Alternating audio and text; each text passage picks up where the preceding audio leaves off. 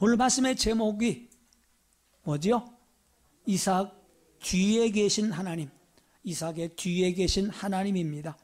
성경은 종종 아브라함의 하나님, 이삭의 하나님, 야곱의 하나님이라고 이렇게 말하고 있습니다.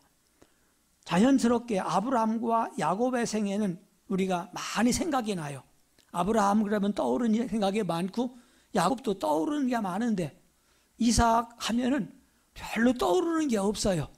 그냥 아버지가 모리아 산에서 제물 바친 이야기밖에는, 그거는 아브라함의 이야기지 이삭의 이야기는 아니거든요. 그 이삭은 뭘 했나? 물론 성경에 나와 있지만은 그냥 이렇게 우리 머릿속에 기억나는 일들이 별로 없습니다.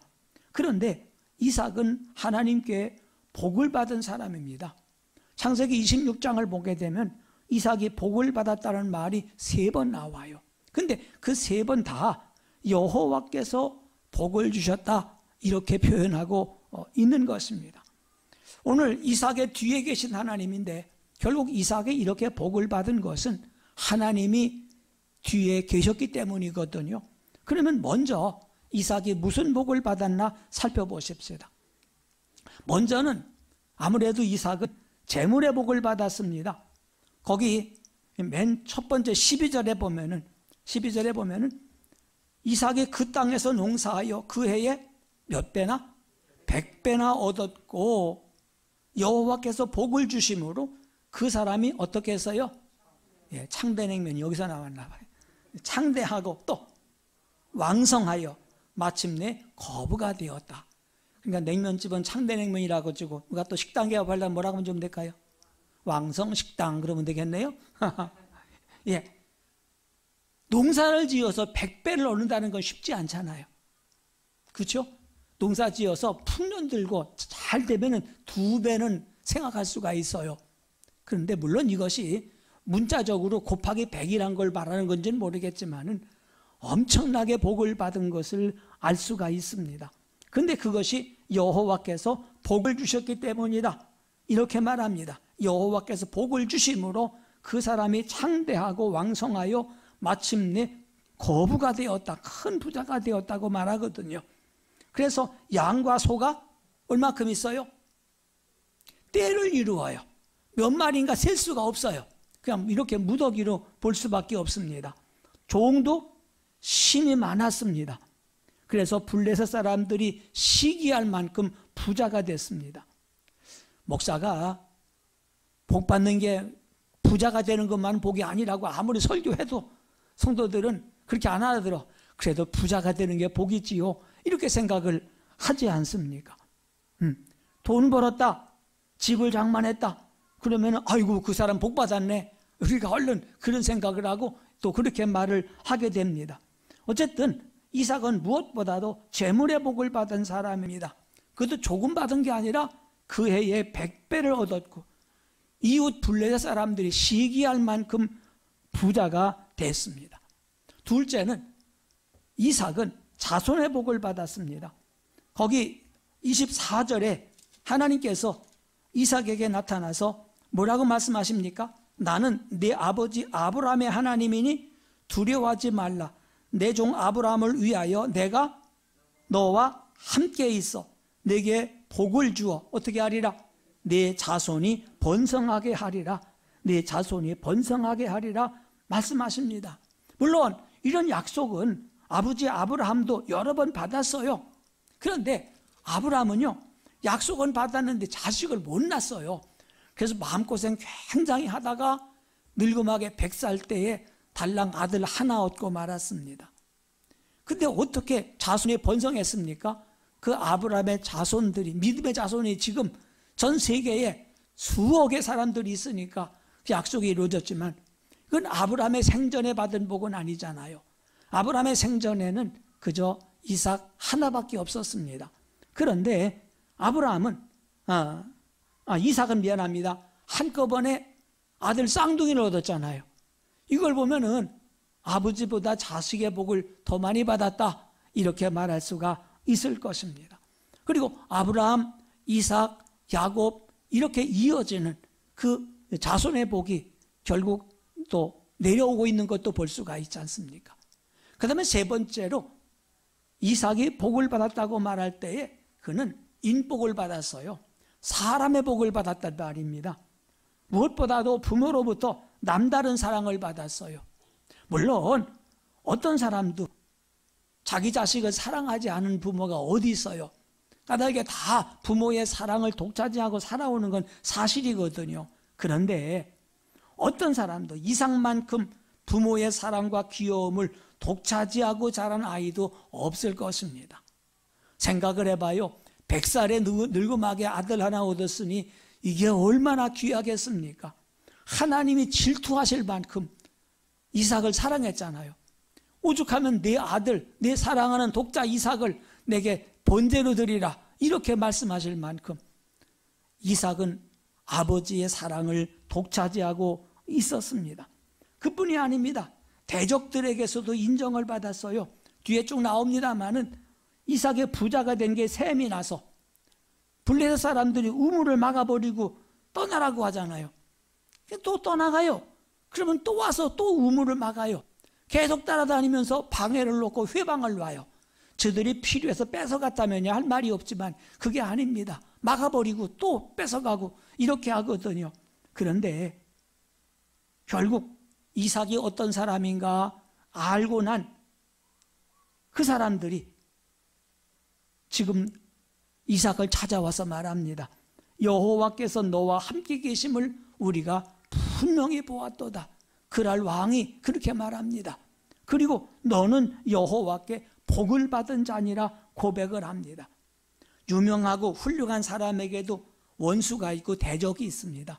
누구에게나 적극적으로 좋아하고 따르는 지지자가 있는가 하면은 적극적으로 또 미워하는 사람도 있습니다. 그런데 신기한 것은 이삭에게는 원수가 없었습니다.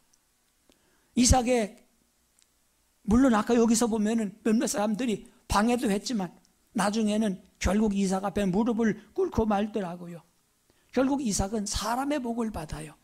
어디서나 사람들로부터 도움을 받고 사람으로부터 인정을 받아요. 이것도 하나님께서 이삭에게 주신 복입니다. 재물의 복을 받았고 후손의 복을 받았고 좋은 사람을 만나는 복을 받았습니다.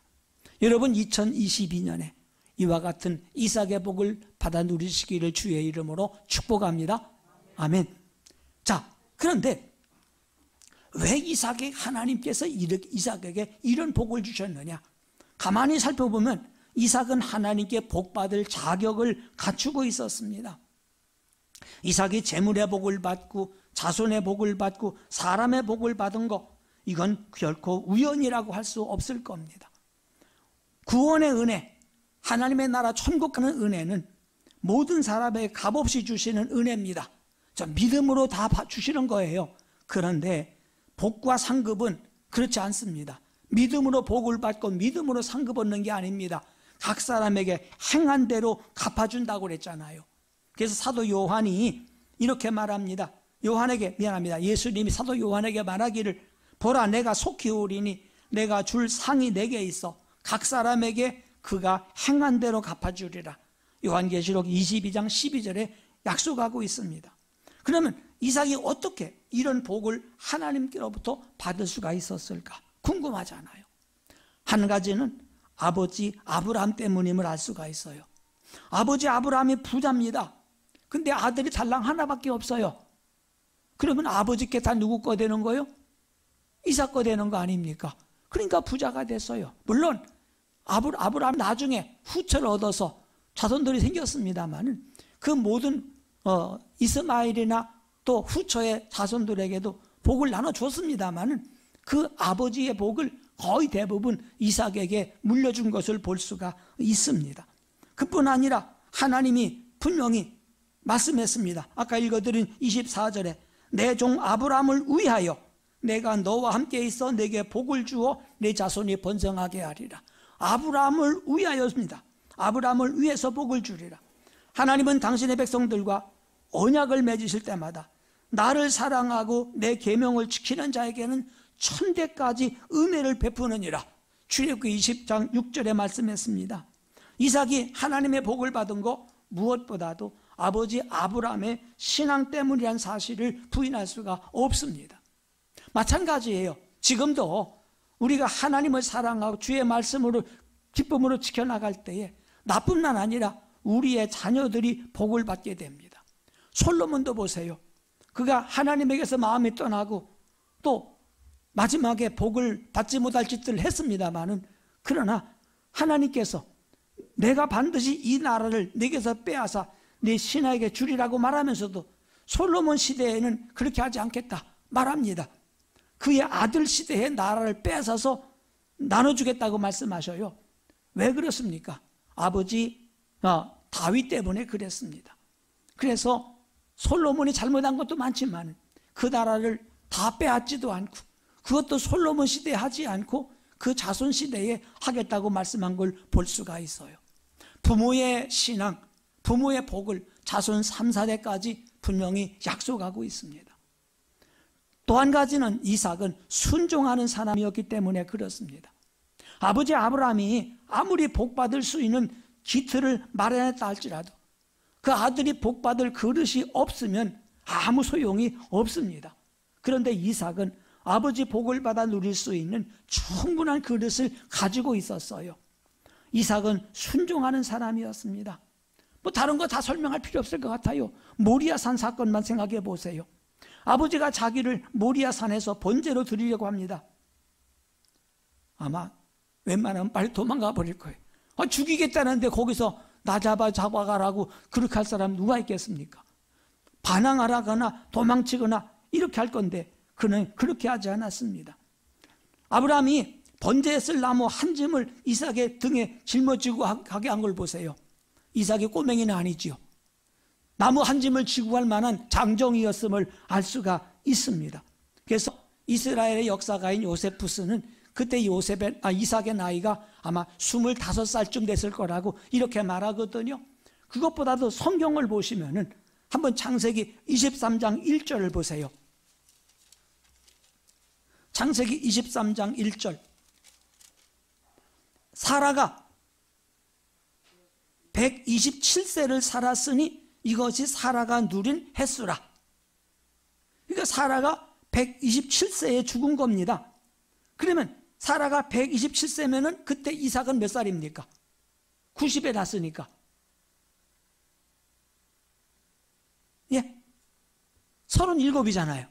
그러면 22장에서 번제를 드릴 때는 37까지는 되지 않았어도 이렇게 조금 앞에 올라가니까 10살이 적다고 해도 27이고 10년 전 사건이라 하더라도, 그러니까 아마도 20대 후반, 30대 초반 이때가 아닐까 이렇게 생각할 수가 있는 것입니다. 어쨌든 아버지 100살 넘은 아버지가 완력으로 이삭을 잡아서 묶어서 제물로 바칠 수 있는 그런 나이는 아닙니다. 오히려 아들이 더 힘이 센 나이란 말입니다.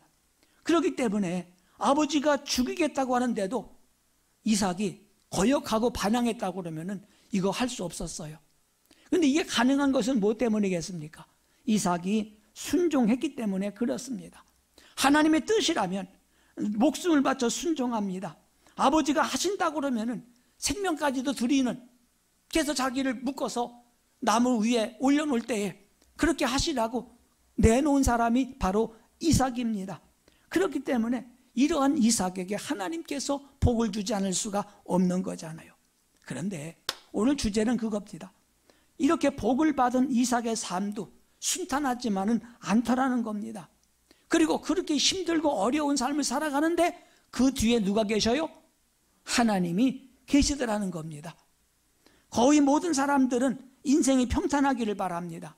그렇지만 평탄한 사람이 누가 있어요? 굴곡 없는 사람이 누가 있어요? 어려움을 당하면 한숨을 쉬고, 고통을 당하면 괴로워하고, 배신을 당하면 분노하고, 실패하면 절망하고, 이게 우리 인생의 본성이잖아요. 그러나 사람이 평탄하기만 해도 안 돼요. 평탄하기만 하면은요, 자기가 잘난 줄 착각을 합니다. 실패를 맛보면은 사람이 겸손해집니다.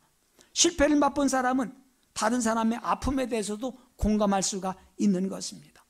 그렇기 때문에 하나님의 사람이라고 해서 평생 탄탄대로를 걷고 다니는 것은 결코 아닙니다. 예수를 믿으면 성공하고 잘 된다고 그러는데 누구나 그런가요? 예수 믿는 사람은 언제나 그런가요? 그렇지 않습니다. 심지어 성경의 인물들도 인생에서 우여곡절을 많이 겪습니다. 하나님이 선택한 사람일수록 더 많은 고생을 하는 걸 볼 수가 있습니다. 왜 그럴까요? 하나님께서는 사명자에게 맞는 인품을 키우기를 원하십니다. 그 인품이 신앙과 함께 나타나거든요. 하나님은 고난을 통해서 이삭을 온유한 사람으로 빚어주셨습니다. 이렇게 다듬어진 인품이 신앙의 열매가 되고 그 인품으로 인하여 하나님께 영광을 돌리게 된 것입니다. 그 인품으로 사람들에게 귀감이 됩니다. 이것이 하나님께서 그에게 준 복입니다. 이삭이 사는 곳에 흉년이 들었습니다. 이삭이 그날 다시 말하면 블레셋 왕 아비멜렉이 통치하는 땅으로 이사해 왔습니다. 하나님은 이삭에게 더 가지 마라, 애굽까지 가지 말고 여기 하나님이 지시한 땅에 들어가 살라고 하십니다. 그래서 애굽에 내려가지 않고 이 그랄 땅에 머무릅니다. 하나님이 함께 하시고 복을 주어 이 모든 땅을 그와 그 자손에게 주리라고 26장 3절과 4절에 분명히 말씀하고 있습니다. 그래서 아까 읽어본 것처럼 이삭이 이 그랄에 살면서 농사를 지었는데 몇 배? 100배의 수확을 거둔 것입니다. 이렇게 하나님이 이삭에게 복을 주어서 큰 부자가 됐어요. 이 정도 복을 받으면 반드시 싫어하고 배 아파하는 사람이 있더라고요. 블레셋 사람들이 이삭을 시기합니다. 그래서 아버지 아브라함 때 파서 늘 사용하던 우물을 메워버립니다. 이 우물을 파는 것은요, 몇 달 걸려 파지만 메우는 것은 순식간에 메울 수가 있잖아요. 얼마나 힘들게 판 우물인데 이걸 메워버립니다. 하나님이 복을 주셨으면 그 복이 잘 유지되게 되는 것이 이게 바로 복이라고 생각하거든요. 그런데 복을 받자마자 질투를 받습니다. 살아가는데 꼭 필요한 우물까지 사라져버렸습니다. 이럴 때 이삭의 기분이 어땠을까요? 하나님, 저에게 왜 이렇게 합니까? 하고 하나님께 원망할 수 있습니다. 그러나 이삭에게 복을 주시는 분이 하나님이십니다. 이삭이 이런 어려움을 당하고 있는 것도 하나님은 보고 계십니다. 예, 우리가 이 땅에서 복을 받나요? 하나님은 그 복을 사용할 만한 인품도 원하십니다. 그렇지 않으면 뜻하지 않은 실패를 맛보게 됩니다. 하나님께서 이 모든 과정을 지켜보고 계시다는 사실을 우리는 잊지 말아야 됩니다. 이런 사람에게 반드시 다음 기회가 오기 때문에 그렇습니다. 어느 날 블레셋 왕 아비멜렉이 이삭을 찾아왔습니다. 16절에 뭐라고 그러나 보세요. 아비멜렉이 이삭에게 이르되 네가 우리보다 크게 강성한 즉 어떻게 해라? 우리를 떠나라. 우리를 떠나라. 이렇게 말합니다. 아비멜렉이 이삭을 잘 지켜주는 것 같았습니다. 근데 자기에게 손해가 될 만하니까 떠나라 그럽니다. 어렵게 겨우 여기 정착을 했어요. 근데 떠나라는 말이 얼마나 야속하겠습니까? 이삭에게는 서운하기 그지없는 일이지요. 배신감도 느낄 수가 있었을 겁니다. 달리 생각하면 아비멜렉이 그렇게 말하지 않고 군대를 몰고 와서 밀어붙인다고 그러면 어떡하겠습니까? 그런데 찾아와서 신사적으로 떠나라고 말하는 것만도 고맙지요. 다행이지요. 결국 이삭은 아비멜렉의 말대로 그곳을 떠납니다. 그리고 그랄 골짜기에 장막을 치고 거기에 살게 됩니다. 17절이지요. 거기서 마찬가지 아브람 때 팠던 우물들을 다시 팠습니다. 물이 나왔습니다. 이 척박한 땅에서 물을 얻는다는 건 복이잖아요. 그러면 거기서 살 수가 있지 않습니까? 다시 일어설 수가 있거든요. 사람이 배척을 당하는 것은 마음 아픈 일이지요. 그런데 하나님은 그 과정을 다 보고 계셨습니다. 어쩔 수 없이 떠났지만 우물을 판 일은 새로운 시도입니다. 새롭게 시도하는 것도 하나님의 은혜잖아요. 좌절을 딛고 일어서는 것도 내가 하는 것 같지만 나에게 그렇게 할 수 있도록 은혜를 주신 분이 하나님이십니다. 하나님은 우리가 배척하는 당하는 상황, 또 새로운 기회를 찾는 시도, 이 모든 걸 알고 계십니다. 그렇기 때문에 우리는 하나님을 의지할 수밖에 없는 거잖아요. 이삭의 종들이 골짜기를 파서 샘 근원을 찾아냈습니다. 이제부터 물 걱정 안 해도 되겠구나. 우물을 파고 물 얻었고 골짜기 샘 근원까지 발견했으니 이제는 편안하게 살겠구나 생각을 했습니다. 그런데 또 안 좋은 일이 생겼습니다. 뭐였죠? 그날 목자들이 20절 목자와 다툽니다. 이 물 우리 거다? 왜 지네 겁니까? 골짜기를 파서 샘을 얻었습니다. 그걸 판 사람 거요? 그 동네 사람 거요? 우물을 판 사람 거 아닙니까? 그런데 여기 사는 이 원주민들이 이 땅 우리 땅이야. 그러니까 내놔. 이렇게 말하고 있는 것입니다. 다시 말하면 텃세를 하는 거잖아요. 얼마나 힘들까요? 그날 목자들이, 이스라엘 목자들이 서로 싸웁니다. 다툽니다. 네 거다 내 거다. 그걸 보고 이삭은 우물의 이름을 뭐라고 지었죠? 에색이라고 지었어요. 밑에 보면 1번 다툼이란 뜻입니다. 물 때문에 다투었다 이렇게 말하고 있습니다. 이삭의 목자들이 거기서 떠납니다. 다른 우물을 팝니다. 22절 이제는 다투질 않습니다. 그래서 거기를 미안합니다. 다른 우물을 팠죠. 21절 또 다투기 때문에 거기를 신나라고 그랬어요. 이건 대적함이란 뜻이라고 그랬어요. 이삭은 또 옮깁니다. 또 우물을 파요. 그러니까 이삭의 생애는 뭐만 했어요? 우물만 팠어요. 우물이 우리나라처럼 그저 삽으로 몇 번 뜨면 물 나오는 게 아니야. 이스라엘 땅은 굉장히 척박해요. 한참 파야 돼요. 기억나세요? 요한복음 4장에 나오는 그 사마리아 여인의 우물가의 여인, 그 우물, 그 누가 팠다고 그랬어요? 그건 우리 조상 아브람 때 판 우물이래요. 아브람 때 판 우물이 그때까지 쓰고 있었어요. 이만큼 우물 파기가 힘들었고 우물이 그 동네의 재산이 되는 것입니다. 그런데 그런 우물을 한 번만 파는 게 아니라 한 번, 두 번, 세 번 계속 파고 있는 것입니다. 그런데 그때 더 이상 다툼이 없었습니다.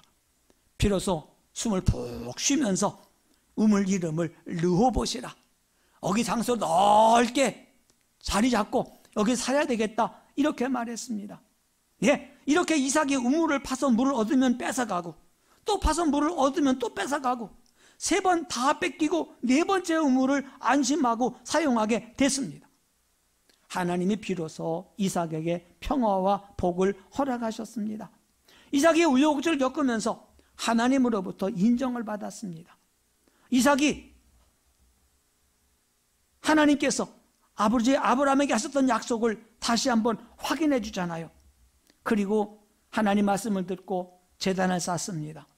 그리고 거기서 하나님의 이름을 불렀다고 이렇게 말하고 있습니다. 여기를 주거지로 정합니다. 이삭의 종들이 거기서 또 우물을 팠습니다. 25절 뒤에 얘기는 나오지 않지만 당연히 물을 얻었을 겁니다. 오늘 하나님이 우리에게도 이렇게 하십니다. 살다가 다투고 양보하잖아요. 그래, 믿는 사람이 참아야지, 내가 참지 하고 양보를 하잖아요. 근데 이것도 한 번, 두 번이잖아요. 이게 서너 번 반복되면 어떤 일이 생기겠습니까? 그때쯤 되면은요, 이건지건 한번 싸워보겠다는 이런 생각이 들어요. 이게 사람의 본성입니다. 더구나 아브라함 때 군사가 318명이었습니다. 그러면 그의 아들 이삭 때는요, 그보다 많지 적지는 않을 거 아닙니까? 더 부자가 됐는데요. 그렇기 때문에 한 번 싸워볼 수도 있을 겁니다. 근데 한 번도 싸워보지 않고 순순히 양보하고 거기 떠나 또 우물을 팝니다. 지금처럼 우물을 팔 수 있는 무슨 포크레인이 있거나 중장비가 있는 거 아닙니다. 또 아까도 말했지만 이스라엘 땅이 그렇게 우물 팔기 좋은 땅도 아니고 조금만 파면 물이 나오는 땅도 아닙니다. 그런데 그들은 빼앗아가면 또 팔지언정 함께 싸우지 않습니다. 비겁하기 때문이 아닙니다. 두려워서도 아닙니다. 그의 온유한 성품 때문입니다. 결국 나중에 그들은 사과하고 찾아와서 화해를 하고 있는 걸 볼 수가 있습니다. 다윗은 노래했어요. 온유한 자들은 땅을 차지하며 풍성한 화평으로 즐거워하리로다. 시편 37편 11절의 말씀입니다. 예수님도 말씀했지요. 온유한 자가 복이 있나니 그들이 땅을 기업으로 받을 것이며. 온유한 성품은 하나님의 복을 받을 수 있는 값진 그릇입니다.